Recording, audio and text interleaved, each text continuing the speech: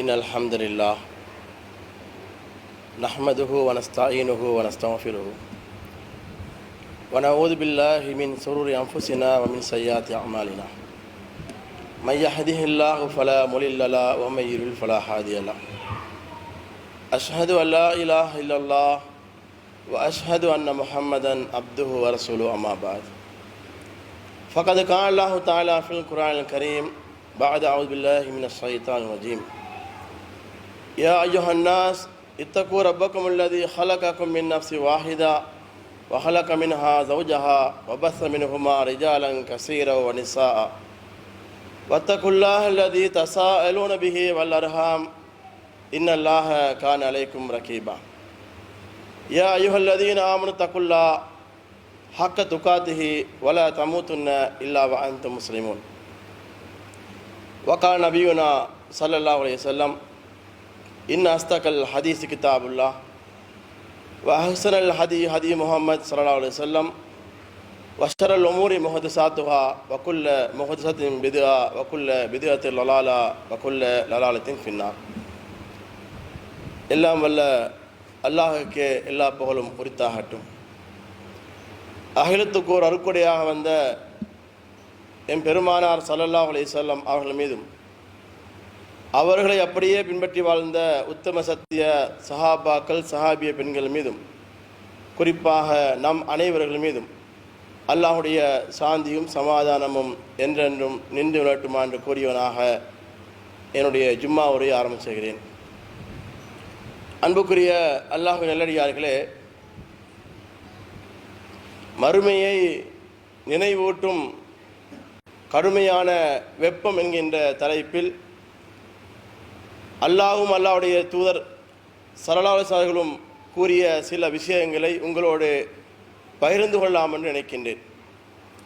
அன்புக்குரிய அல்லாஹ்வின் நல்லடியார்களே, நாம் தற்போது இருக்கக்கூடிய காலநிலை என்பது கோடை காலத்தினுடைய துவக்கமாக இருக்கின்றது. நாடு முழுவதும் இந்த கோடை காலம் துவங்கி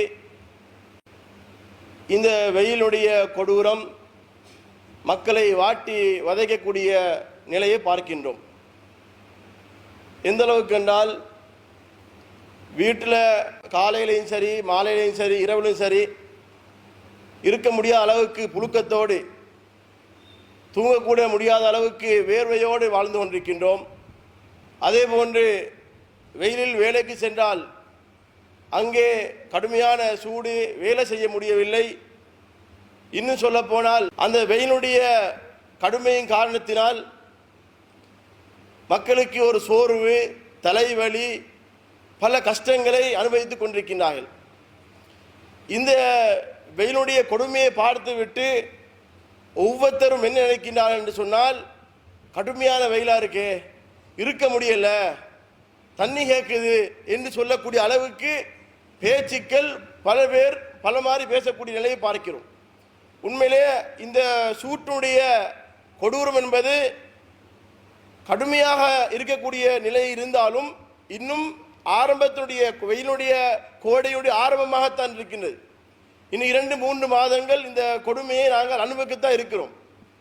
அப்போ இந்த மாதிரியான இந்த வெயிலை, இந்த சூடுடைய வெப்பத்தை பார்க்கிற பொழுது ஒவ்வொரு மனிதர்களும் என்ன உணர்ந்து கொள்ள வேண்டும் என்பதை அல்லாஹ்வும் அல்லாஹ்வுடைய தூதர் ஸல்லல்லாஹு அலைஹி வஸல்லம் அவர்களும் எங்களுக்கு கற்றுத்தந்திருக்கிறார்கள்.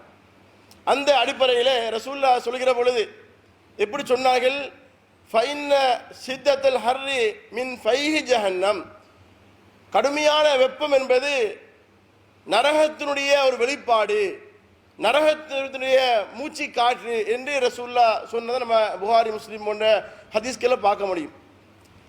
இன்னைக்கு அடிக்கக்கூடிய இந்த வெயிலுடைய அந்த தன்மை என்பது எங்களுக்கு மிகப்பெரிய அளவில் தெரிந்தாலும், இந்த சூரியன் இந்த பூமியை விட்டு எவ்வளவு தூரத்தில் இருக்கிறது, கிட்டத்தட்ட 149 மில்லியன் கிலோமீட்டருக்கு அப்பால் தான் இந்த சூரியன் இருக்கிறது. இந்த சூரியனுடைய அந்த கடுமையை எங்களால் தாங்க முடியாமல் இருக்கிறது. இந்த சூரியனுடைய மேற்பரப்பினுடைய அந்த சூரியனுடைய பவர் என்ன, கிட்டத்தட்ட 6000 டிகிரி அளவுக்கு சூரியனுடைய மேற்பரப்பினுடைய அந்த சூரிய வெப்பம். இன்றைக்கு 149 மில்லியன் கிலோமீட்டருக்கு அப்பால் இருந்து அடிக்கிற அந்த சூரியனுடைய ஒளியை எங்களால் தாங்க முடியாது. மறுமையுடைய நிகழ்வை நான் நினைத்து பாருங்கள். சூரியன் தலைக்கு அருகாமையிலே கொண்டு வரப்படும். அப்படி கொண்டு வரப்பட்டால் எப்படி இருக்கும்? எத்தனையோ மில்லியன் கணக்குக்கு தூரத்துக்கு அப்பால் இருக்கிற அந்த சூரியனுடைய ஒளியை, வெப்பத்தை, சூட்டை எங்களால் தாங்க முடியாது என்றால் அது தலைக்கு மிக அருகாமையிலே கொண்டு வரப்பட்டால் என்னவாக இருக்கும்? இதை நாங்கள் எப்படி பார்க்கணும்? உண்மையிலே ரசூலுல்லாஹ் சொல்லக்கூடிய நேரத்தில் அந்த சூரியனுடைய அந்த பவர், அதனுடைய வெப்பத்தின் காரணத்தினால் ஒவ்வொருத்தரும் செய்த அமலுக்கேற்ப அவருடைய வேர்வைகள் அவரை நிரப்பும். கணுக்கால் அளவுக்கு, சிலருக்கு முட்டுக்கால் அளவுக்கு, இடுப்பு அளவுக்கு, கழுத்தளவுக்கு அந்த வேர்வை ஒவ்வொருத்தரும் அவர்கள் செய்த அமலுக்கேற்ப என்ன செய்யும்? அந்த வெப்பத்தின் காரணத்தினால் உடம்பிலிருந்து வெளியேறுகின்ற அந்த வேர்வை அவர்களை நிரப்பும். அப்ப உண்மையிலே இந்த சூடு என்பது கடுமையாக ஏற்படுகிற பொழுது வியர்வை ஆட்டோமேட்டிக்கா எல்லோருக்கும் வரும். அந்த வியர்வை வாரது என்பது உண்மையிலே நல்லதுதான். உடம்பில் இருக்கக்கூடிய நோய்கள் எல்லாம் அது இல்லாமல் போகும். தண்ணி எவ்வளவு குடிக்கிறோமோ அவ்வளவுக்கு நாம் என்ன செய்கிறோம்? வேர்வையை வெளியிட்டு கொண்டே இருக்கிறோம். அப்ப இந்த சூட்டினால மறுமையில எந்த அரிசி நிழலை தவிர எந்த நிழலும் இல்லாத நேரத்தில் சூரியனுடைய வெயிலை தாங்க முடியுமா? யோசிச்சு பாருங்க. அந்த வெப்பத்தை தாங்க முடியுமா? அது ரசூலுல்லாஹ் ஸல்லல்லாஹு அலைஹி சொல்கிற பொழுது இந்த நரகத்தை பற்றி எப்படி சொல்லி காட்டுகிறார்கள்?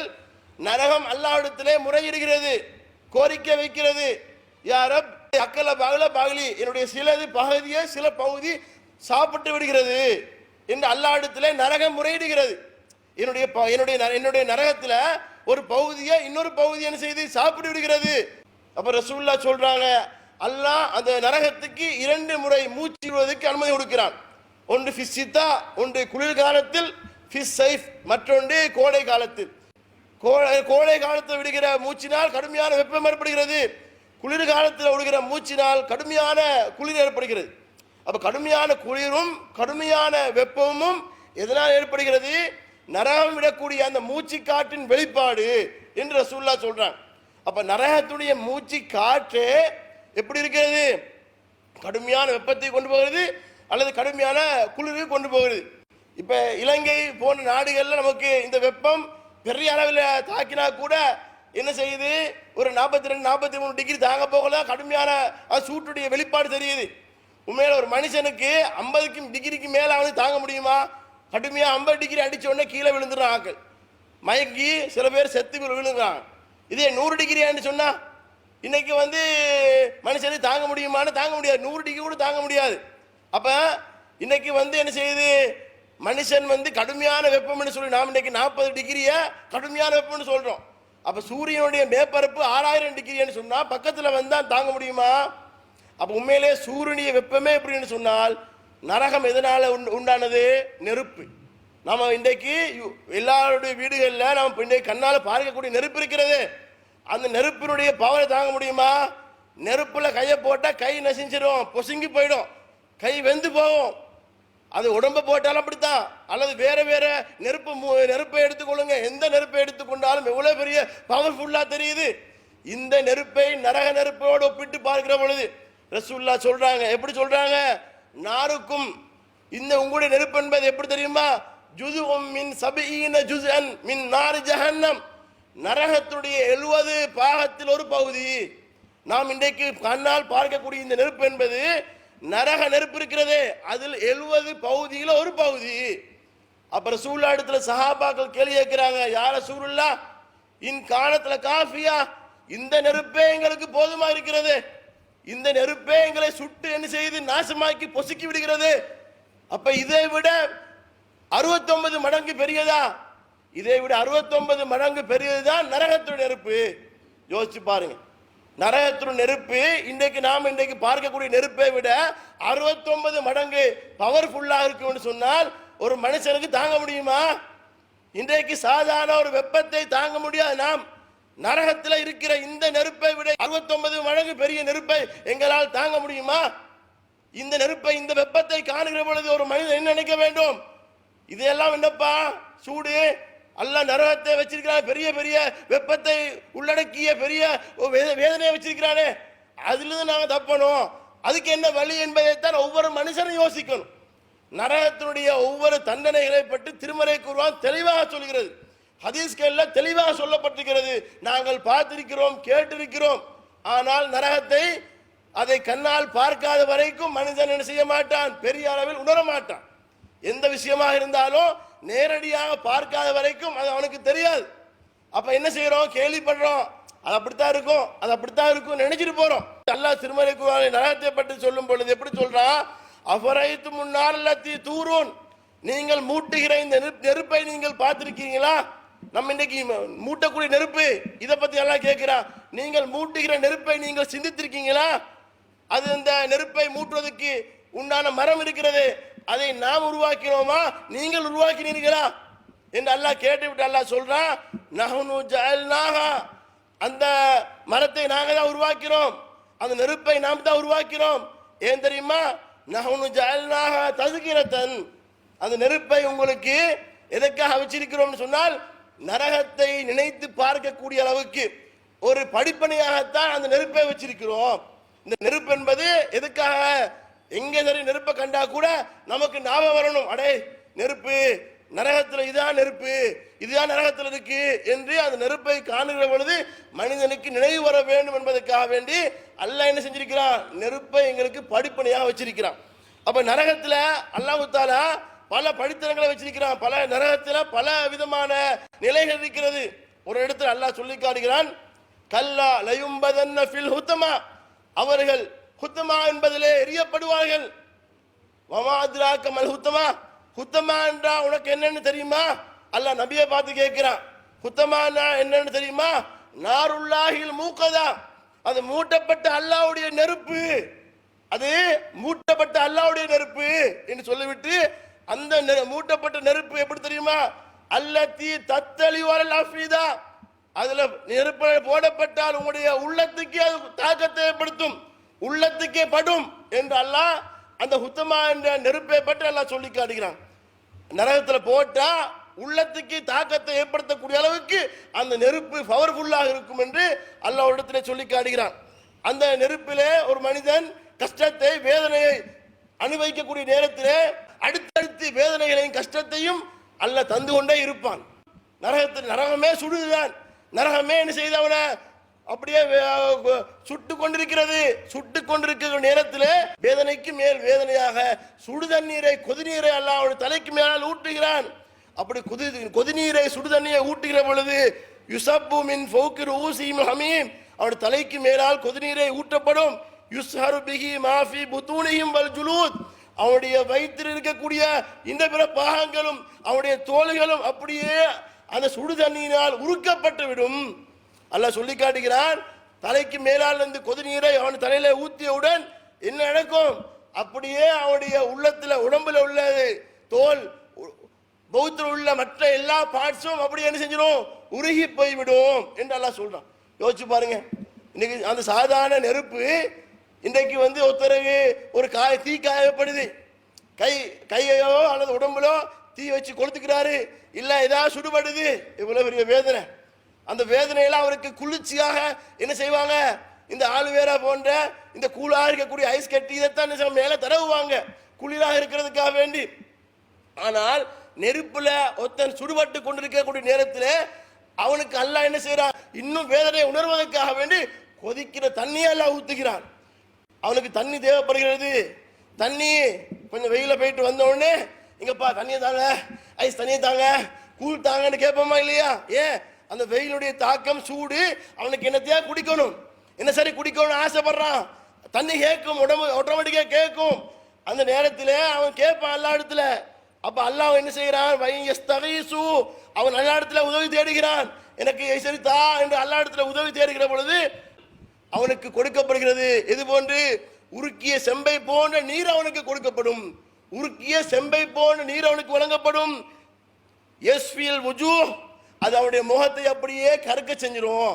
கொடுக்கிற தண்ணி என்னது, உருக்கிய செம்பை போன்ற தண்ணி கொடுக்கப்படும். உருக்கிய செம்பை சொல்ல தேவை இருக்கிறது, தண்ணியை விட உலோகங்களை உருக்கினா எவ்வளவு பெரிய கடுமையா இருக்கும். இரும்பு உருக்கினா எப்படி இருக்கும், இரும்பு உருக்கிற பட்டறைகளுக்கு போய் பார்த்துருக்கிறோம் இல்லையா? இரும்பெல்லாம் அப்படி பார்க்கறதுக்கு நெருப்புமா தெரியும். அதை உருக்கி கொடுத்தா என்ன நடக்கும்? கையா பிடிக்க முடியுமா? அதை சாஃப்டாக உருக்கக்கூடிய நாவில் போட்டா என்ன ஆகும்? வயிற்றுல போனா குடல்ல என்ன ஆகும்? அப்ப அல்லாஹ் தண்ணி கேட்கும் பொழுது அவனுக்கு எதை கொடுக்கிறான்? உருக்கிய செம்பை போன நீரே வழங்கப்படும். அதோடு சேர்த்து அல்லாஹ் இன்னொரு சொல்லி காட்டுகிறான். அது மட்டுமல்ல, அவனுக்கு சீல். சீல் என்று சொன்னாவே என்னது? ஒரு கெட்ட அசுத்தமான ஒன்றுதான் சீல். அந்த சீல் என்ன செய்வான்? வாயில் அப்படியே ஊட்டுவான் அல்லாஹ். அப்ப உண்மையிலே ஒருத்தருக்கு கையிலையோ காலையோ உடம்புலையோ ஏதோ ஒரு பகுதியில சீல் வடியுது என்று சொல்லி இருந்தா பக்கத்துல போய் நிற்போமா? என்ன செய்வான்? கண்ணும் காணாத மாதிரி மெதுவாக அங்கிட்டு ஸ்கேப் ஆகும். ஏன்? அவன் பக்கத்துல நிக்க கூடாது, அவனை மேல படக்கூடாது. அந்த சீல் நம்மை கையை படக்கூடாதுன்னு சொல்லி, மேல் பகுதி படக்கூடாதுன்னு சொல்லி அவனை விட்டு தூரமா போறோம்.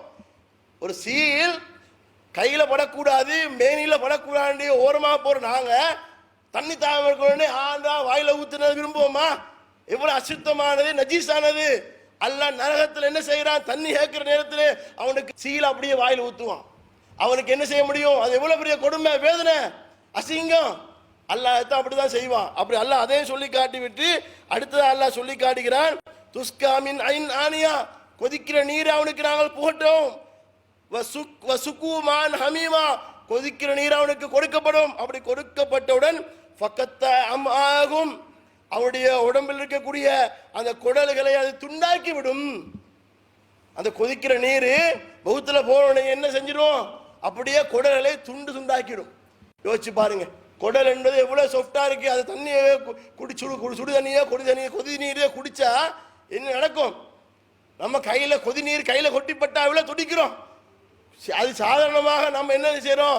ஒரு 40-50 டிகிரியில சூடான தண்ணியை கையில கொட்டிப்பட்டா தாங்க முடியாட்டி, கொதிக்கிற தண்ணி, சூடான தண்ணி இதை கொண்டு அப்படியே வாயில ஊத்தினா குடலில் இருக்கிற பாகம் எல்லாம் உருகி போய்விடும். அல்லாஹ் சொல்லி காட்டுகிறான்.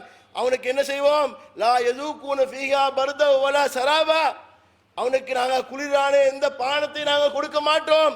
இல்லா ஹமீம வகசாக்கா, அவன் தண்ணி கேட்கும் போதெல்லாம் கொதி நீரையும் சீரையும் தான் கொடுப்போம் என்று அல்லாஹ் சொல்லி காட்டுகிறான். சீல் தான் அவனுக்கு சாப்பாடு, குடிக்கிறது பானம். அப்ப அல்லாஹ் அடுத்த சொல்லும் பொழுது எப்படி சொல்லி காட்டுகிறான்? அவனுக்கு கொதி நீரில் அப்படியே போட்டு திரும்ப தள்ளுவோம். அவனை கொதி நீரில் போட்டு அப்படியே நரகத்தில் தள்ளி விடுவோம். அவனுக்கு சாப்பாடு கேட்பான். அப்படி சாப்பாடு கேட்கிற நேரத்தில் அவனுக்கு எதை கொடுப்போம்?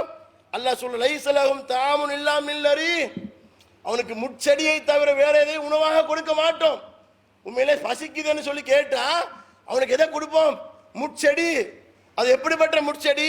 அல்லாஹ் இன்னொரு இடத்துல சொல்லி காட்டுகிறான், இன்ன சஜரத ஜக்கூம் தாமுல் அசீம், ஜக்கூம் என்று சொல்லக்கூடிய முட்செடி இருக்கிறது, அதுதான் பாவிகளுடைய உணவு. ஒரு பாவியுடைய உணவு என்னது? ஜக்கூம் என்று சொல்லக்கூடிய முட்செடி. அந்த முட்செடியை உட்கொண்டால் என்ன நடக்கும்? கல் முஹ்லி யக்லி ஃபில் புத்தூன் கல்கி அல் ஹமீம், உருக்கப்பட்ட உலோகத்தை போன்று அவனுடைய உடம்புல போய் கொதிச்சுட்டே இருக்கும். அந்த முள் செடியை கொண்டு வாயில போய் போட்டேன்னு சொன்னா யோசிச்சு, முள் செடியை போட்டா வாயில குத்திப்படும் தான். அது வேறொரு விஷயம். அது போட்டு சாப்பிட முடியுமா? அது சாப்பிட்டா எப்படியா சாப்பிட வைப்பான். சாப்பிட்ட உடனே என்ன ஆகும்? பௌத்துல போனே அது கொதிக்கும். பௌத்துல போனே கொதிக்கும். அல்ல இன்னொருத்துல சொல்லி காட்டுகிறான், எப்படி? லா இஸ்மினு வலா யூனி மிஞ்சு, அது அவனை உடம்பை பருமனாக்காது, கொழுக்க செய்யாது. வலா யூனி மிஞ்சு, அவனுடைய பசியையும் போக்காது. சாப்பிட்ற பசிக்கு முட்செடியை கொடுத்தா அவனுக்கு உடம்பு ஏறவும் செய்யாது, பசியும் போகாது. அப்படி யோசிச்சு பாருங்க. அல்ல பசிக்கிற நேரத்தில் அவனுக்கு எதை கொடுப்பான்? இந்த முட்செடியை, இந்த ஜக்கூம் என்ற மரத்தை தான் அல்லாஹ் கொடுப்பான். சொல்லிவிட்டு அல்லாஹ் சொல்றான், லா யமூத்து ஃபீஹா வலா யஹ்யா, நரகத்திலே அவன் வாழவும் மாட்டான், சாகவும் மாட்டான். உண்மையிலே நரகம் என்பது அவனுக்கு கடுமையான வேதனை தரக்கூடிய ஒரு இடம். அந்த வேதனை தரக்கூடிய இடத்துல உண்மையில இன்றைக்கு ஒருத்தன் கடுமையான ஒரு வேதனை ஏற்பட்டு சொன்னா என்ன நினைப்பான்? உலகத்துல தன்னைத்தானே தற்கொலை செய்யத்தாரு ஆசைப்பட்டு தற்கொலை சரி செஞ்சுட்டு போவான். ஏன்? இந்த வேதனையை தாங்க முடியாது. அல்லது ஒரு மருந்தை குடிச்சிட்டு செத்து போவான். ஆனால் மறுமையில அப்படி உசிரை விட்டு தப்ப முடியுமா? எவ்வளவு பெரிய வேதனையாக இருந்தாலும் அந்த வேதனையை அனுபவிச்சு ஆகணும். எவ்வளவு பெரிய வேதனையாக இருந்தாலும் அந்த நரகத்தில் அந்த வேதனை அனுபவித்துக் கொண்டே இருக்க வேண்டும். அந்த வேதனை அனுபவிப்பது என்பது சும்மா இல்ல, அடுக்கடுக்காக பல வேதனைகள் எல்லாம் கொடுத்து கொண்டே இருப்பான். நரகம் என்பது நெருப்பான சூடான இருந்தாலும் குடிக்கிறதுக்கு கொதிநீரை சீலையும் கொடுப்பான். கொதிநீரை தள்ள ஊத்துவான். நெருப்பிலான ஆடை அணிவிக்கப்படும். நெருப்பிலான ஆடை யோசிச்சு பாருங்க. இன்னைக்கு சூடு காலத்துல நைலோன் உடுப்பு யாரா உடுத்துட்டு போவோமா? நெய்லோனால உடுப்பு உடுக்க மாட்டோம். கொட்டன் இருந்தால் நல்லா உடுத்துட்டு போவோம். அல்ல பெரும்பாலும் என்ன செய்வோம்? வீடுகளில் இருக்கக்கூடியவங்க சேட்டு இல்லாமல் இருப்போம். மெல்லிய ஒரு உடுப்பை போட்டுட்டு இருப்போம். ஏன் வேர்க்குது, சூடா இருக்குது, கொஞ்சம் கூலா இருக்கும்ன்றதுக்காக வேண்டி என்னது ஏசியை போட்டு ஃபேனை போட்டு இருப்போம். ஆனால் நரகத்தில் சூடா இருக்கிற நேரத்தில் கொதிக்கிற தண்ணியை தள்ள ஊற்றி வாயில ஊத்துற நேரத்தில் நெருப்பிலான ஆடையை கொடுத்தா எப்படி இருக்கும்? வேதனைக்கு மேலும் வேதனை அல்லாஹ் கொடுக்கிறான். ஏன்? அல்லாஹ்வுடைய தண்டனை அப்படித்தான் இருக்கும். இன்ன பத்ஷ ரப்பிக்க லஸதீத், அல்லாஹ்வுடைய பிடி என்பது கடுமையானது. அல்லாஹ் எச்சரிக்கை செய்கிறான், நரகத்தை பற்றி எச்சரிக்கை செய்கிறான். அதை நாங்கள் பயந்து கொள்ளவில்லை என்றால் கடுமையான பிடிக்கு நாங்கள் கண்டிப்பாக முகம் கொடுத்தே ஆக வேண்டும். அப்ப அல்லாஹ் தஆலா இதை சொல்லிவிட்டு நரகத்தில் அவனுக்கு கொடுக்கிற தண்டனைகளையே மிக லேசான தண்டனை என்ன தெரியுமா? நரகத்தில் பல தண்டனைகள் கடுமையாக இருந்தாலும் இருக்கிற தண்டனைகளையே மிக லேசான ஒரு தண்டனை என்ன தெரியுமா? ரசூலுல்லாஹ் சொல்றாங்க, இன்ன அதுனா அஹ்லின் நாரி அஸாபன், நரகத்தில் இருக்கிறவருக்கு அதாவது லேசான ஒரு தண்டனை என்று சொன்னால் என்னென்றால் என் தயிலு பி நஅலைனி மினன் நார், நெருப்பிலான 2 செருப்பை அணிவிக்க கொடுப்பது. 2 செருப்பு நெருப்பால தான் இருக்கும். அதை அணிஞ்சால் என்ன நடக்கும்? யக்லி திமாகு மின் ஹராரத்தின் நஅலைன், அந்த 2 செருப்பினுடைய சூட்டின் காரணத்தினால் அவருடைய மூளையே என்ன செஞ்சிடும்? அது சூடு கொதிக்க செஞ்சிடும். மூளைக்கு அல்லாஹ் என்ன செய்யறான்? ஒரு கொதிப்பை கொடுக்கிறான். சும்மா கொடுக்கல. இதெல்லாம் எங்க நடக்குது? நெருப்புல, நரகத்துக்குள்ளுக்கு, சூடான இடத்துக்குள்ளுக்கு அல்லாஹ் என்ன செய்யறான்? அவனுக்கு கொடுக்கிற தண்டனை எப்படி?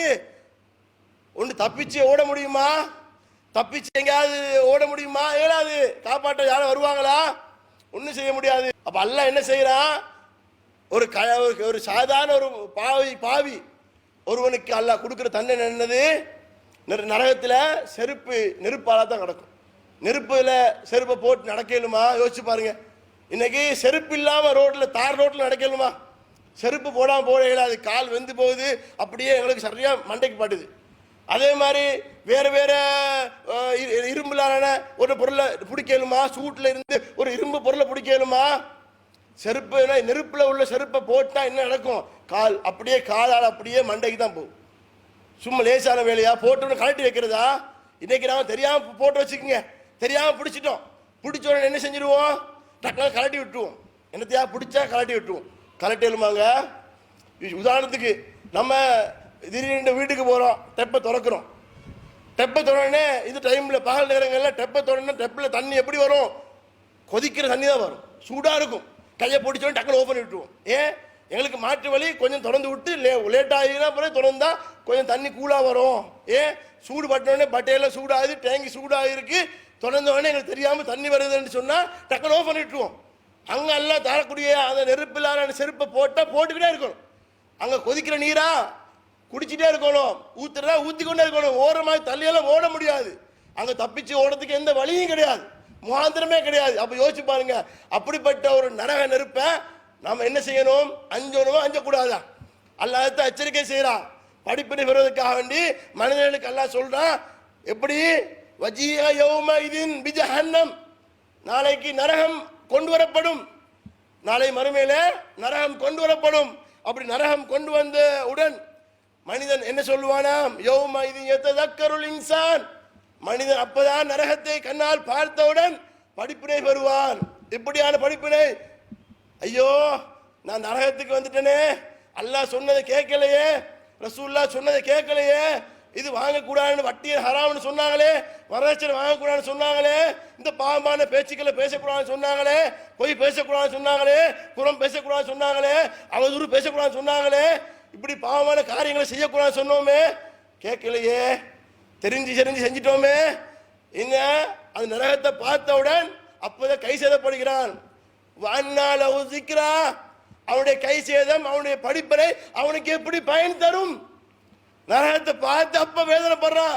ஐயோ அப்படி செஞ்சிருக்கலாமே, தொழாம இருந்தோமே, அநியாயம் தொழுது இருக்கலாமே, நோம்பு பிடிக்காம இருந்தோமே, நோம்பு பிடிச்சிருக்கலாமே, சதக்கா பண்ணிருக்கலாமே, காசு பணத்தை எல்லாம் வச்சிருந்தோம், ஜகாத்து கொடுக்கலையே, காசு வச்சிருந்தோம், ஹஜ்ஜி செய்யலையே, உம்ரா செய்யலையே, அநியாயம் பண்ணிட்டோமே, அநியாயமா அல்லாஹ் தந்த வாழ்க்கையை நாசமாக்கிட்டோமே, குர்ஆன் ஓதலையே, நபியை பின்பற்றலையே என்று சொல்லி அப்ப அந்த நரகத்தை கண்ட பிறகு அவன் கை சேதப்படுவான். அப்ப அல்லாஹ் கேட்கிறான், அந்த கை சேதம் அவனுடைய படிப்புனை அவனுக்கு எப்படி பயன் தரும்?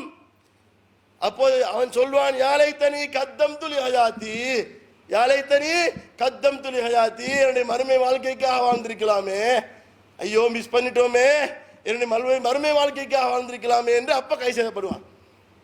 அப்ப அந்த நேரத்தில் கை சேதப்பட்டதுக்கு அவன் என்ன நடக்க போகுது? மௌத்தா போற நேரத்தில் சக்கராத்தினுடைய நேரத்தில் உயிரை மலக்குமார்கள் கைப்பற்ற நேரத்தில் அப்ப அல்லாஹ்ட்ட கேட்பான், எப்படி யா அல்லாஹ் எனக்கு சிறிது காலம் தான், கொஞ்சம் டைம் தான் கேட்பானே, அல்லாஹ் அவகாசம் கொடுப்பானா? கொடுக்க மாட்டான். அமல் செய்யவும் கொடுக்க மாட்டான், சதக்கா பண்ணவும் கொடுக்க மாட்டான், ஒண்ணுக்கும் டைம் கிடையாது. இது அல்லாஹ் எப்ப சொல்றது? எங்களுக்கு மௌத் வரதுக்கு முன்னாடி, மறுமைகளை நாங்கள் சந்திப்பதற்கு மறுமைக்கு முன்னாடி, நரகத்துக்கு போறதுக்கு முன்னாடி தான் அல்லாஹ் இதெல்லாம் எங்களுக்கு படம் பிடிச்சு போட்டு காட்டுகிறான். ஒன்றுக்கு பல தடவை அல்லாஹ் திரும்ப திரும்ப சொல்லுகிறான். அப்ப அல்லாஹ் சொல்றது வேஸ்டா சொல்றானா? ஏன் திரும்ப திரும்ப அல்லாஹ் சொல்லுகிறான்? அல்லாஹ் சொல்றான், ஃபதக்கிர் ஃபஇன்ன ஸிக்ரா தன்ஃபல் முஃமினீன், அறிவுரை சொல்லுங்கள், அந்த அறிவுரை மூமின்களுக்கு பயனளிக்கும். ஜும்மாவில் வருகிறோம், ஒவ்வொரு மௌலவிமார்களும் குர்ஆனிலிருந்து ஒவ்வொரு விஷயத்தை சொல்வார்கள், ஹதீஸிலிருந்து சொல்வார்கள். ஆனால் இந்த காதா கேட்டு இந்த காதா விட்டு விடுகிறோமே, வாழ்க்கையிலே நடைமுறை இல்லையே, வாழ்க்கையிலே படிப்பினை இல்லையே, மாற்றம் இல்லையே. ஜும்மா முடிஞ்சு போனோடனே திரும்ப எங்களுடைய பழையபடி என்ன செஞ்சிரு எல்லாம் ஆட்டோமேட்டிக்கா மாறுகிறோமே. அப்ப நம்ம என்னத்தை பிரயோசனமாக என்னத்தை கண்டோம்?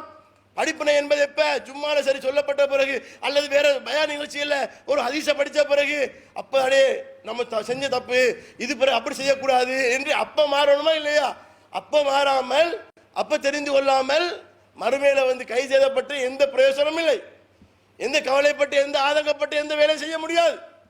அப்ப நாம இந்த சூடு வெப்பமான காலகட்டத்தில் நம்ம ரோட்ல போற நேரத்தில் ஏசி வேலை செய்யாட்டி ஜனங்களை திறந்துட்டு என்னடா அவியுது என்று அப்படியே புலம்புகிறோம். அல்லது இப்ப வரையிலாது நான் லேட் ஆகி வரேன், வேர்க்குதப்பா, கடைக்கு வேலை செய்யல, கஷ்டமா இருக்கு, தண்ணி கேட்குது என்று சொல்லி புலம்புகிறோம். அப்ப அந்த நேரத்தில் எங்களுக்கு என்ன ஞாபகம் வரணும்? அப்ப வாங்க சொல்லப்படுது, தொழுகைக்கு வாங்க சொல்லப்படுது. அப்ப நினைக்கணும், சூடா இருக்கு, சரி, அதுக்கு மட்டும் இஸ்லாம் அனுமதி கொடுக்குது. வாங்க சொல்லப்படுது, கடுமையான சூடா இருக்கு, என்ன செய்யலாம்? ஃபஅப்ரிது அனிஸ்ஸலாஹ், தொழுகை நீங்க என்ன செய்யுங்க, கொஞ்சம் குளிரான பிறகு தொழுங்க. கடுமையான சூடான நேரத்தில், கடுமையான வெப்பமான நேரத்தில் பாங்கு சொல்லப்பட்டா உங்களுக்கு என்ன செய்யலாம்? சூடு குறையிற வரைக்கும் இருந்து விட்டு லேட்டாய் தொழுகலாம், அதுக்கு மட்டும் அனுமதி. பாங்கு சொல்லப்பட்ட பிறகு நம்ம அந்த சூட்டை பார்த்து விட்டு புலமை விட்டு தொழாமல் இருந்தால் என்ன பிரயோசனம்? அப்போ உட்கார்ந்துட்டு அடுத்தவன் பலாக பத்தி காய்ச்சிக்கிட்டு இருந்தா என்ன பிரயோசனம்? ஆடு மரமே நரகம் எப்படி இருக்கு அப்படி சொல்லி நரகத்தை பற்றி நாங்க பேசி ஏதாவது வாழ்க்கையில மாற்றத்தை ஏற்படுத்தலாம். அந்த மாற்றத்தை ஏற்படுத்தாமல் ஊர் பலாயையும் அதையும் பேசி காலத்தை கடத்தி விட்டு மறுமையிலே கை செய்தப்பட்டு எந்த பிரயோசனமும் இல்லை. அன்புக்குரிய அல்லாஹ்வின் நல்லடியார்களே, அல்லாஹ் திருமறை குர்ஆனில் சொர்க்கத்தை பற்றியும் சொல்லியிருக்கிறான், நரகத்தை பற்றியும் சொல்லியிருக்கிறான், திரும்ப திரும்ப சொல்லியிருக்கிறான். எதற்காக என்றால் நரகத்துக்கு நாம சென்றுவிடக் கூடாது. ஃபமன் ஜுஹ்தியானின் நார், யார் நரகத்திலிருந்து தப்பித்து வதுஹில் ஜன்னா ஃபகத் ஃபாஸ், யார் நரகத்திலிருந்து தப்பித்து சொர்க்கத்துக்கு செல்கிறார்களோ அவர்கள் தான் வெற்றியாளர்கள். சொர்க்கத்துக்கு போனோம் எப்படி? நரகத்துக்கு போயிட்டு ஒரு வருஷம், ஒரு நாள், ஒரு கிழமை, 5 மாசம் இருந்து கஷ்டப்பட்டு வேதனைப்பட்டு சொர்க்கத்துக்கு போகாமல், நரகத்துக்கு போகாமலே சொர்க்கத்துக்கு போவதற்கான வழியை நாங்கள் தேடணும். நான் போய் பேசிட்டோம், அது செஞ்சிட்டோம், இது செஞ்சிட்டோம், சரி அல்லாஹ் தண்டிச்சுட்டு பிறகு அனுப்புவான் சொர்க்கத்துக்கு என்ன நினைக்காதீங்க.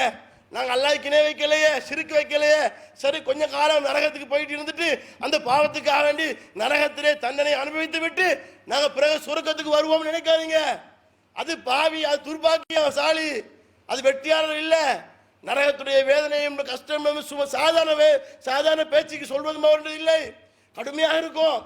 நரகத்தில் அல்லாஹ் தண்டனை கொடுப்பதற்காக வேண்டிய எங்களுடைய உடல் தோட்டத்தை அப்படியே மாற்றுவான். இன்னைக்கு நாம 5 அடியில 6 அடியில சாதாரணமாக இருக்கிற நம்மள அல்லாஹ் என்ன செய்வான் தெரியுமா? நரகத்தில் அந்த தண்டனை தாங்கக்கூடிய அளவுக்கு அல்லாஹ் எங்களுடைய உடலை அப்படியே கொண்டு வருவான். உதாரணமா இன்னைக்கு கை நெருப்புல போட்டுறானே, தோல் செத்தோடனே நமக்கு அப்புறம் அடிச்சாலும் வெட்டினாலும் விளங்குமா? விளங்காது. ஆனா குல்லமா நலிஜத் ஜுலூதுஹும் பத்தல்னாஹும் ஜுலூதன் கைரஹா, உங்களுடைய தோல் மறுமையிலே நரகத்திலே கருகும் போதெல்லாம் திரும்ப திரும்ப புதிய தோலை மாற்றிக்கொண்டே இருப்போம். ஏன் லியதூகுல் அஸாப், நீங்கள் வேதனையை உணர வேண்டும் என்பதற்காக, கஷ்டத்தை துன்பத்தை வேதனை உணர வேண்டும் என்பதற்காக வேண்டி தோலை மாற்றி மாற்றி தந்துட்டே இருப்போம். அப்ப அப்படிப்பட்ட ஒரு பாதகமான ஒரு கேவலமான ஒரு கஷ்டமான ஒரு நிலை என்று சொன்ன நரகவாசிக்கு தான் இருக்கு. அது வேறு யாருக்கும் கிடைக்காது. நம்ம இன்னைக்கு உலகத்துல சூட்டை வெப்பத்தை உணர்வோம் சொன்னால் என்ன விளங்கணும், நரகத்தை பற்றி எங்களுக்கு நினைவூட்டுவதற்காக அல்லாஹ் தருகிறான். அப்ப நாம் என்ன செய்யணும், வாழ்க்கையில் எதையெல்லாம் நம்ம மாற்ற முடியுமோ, எதையெல்லாம் தவறு செய்கிறோமோ அதை உணர்ந்து திருந்தி வாழக்கூடிய மக்களை அல்லாஹ் தஆலா நம் அனைவரையும் ஆக்கல் உரிமான கேட்டு என்னுடைய முதல் உரையை முடித்துக் கொள்கிறேன். வாஹிர் தாவான்.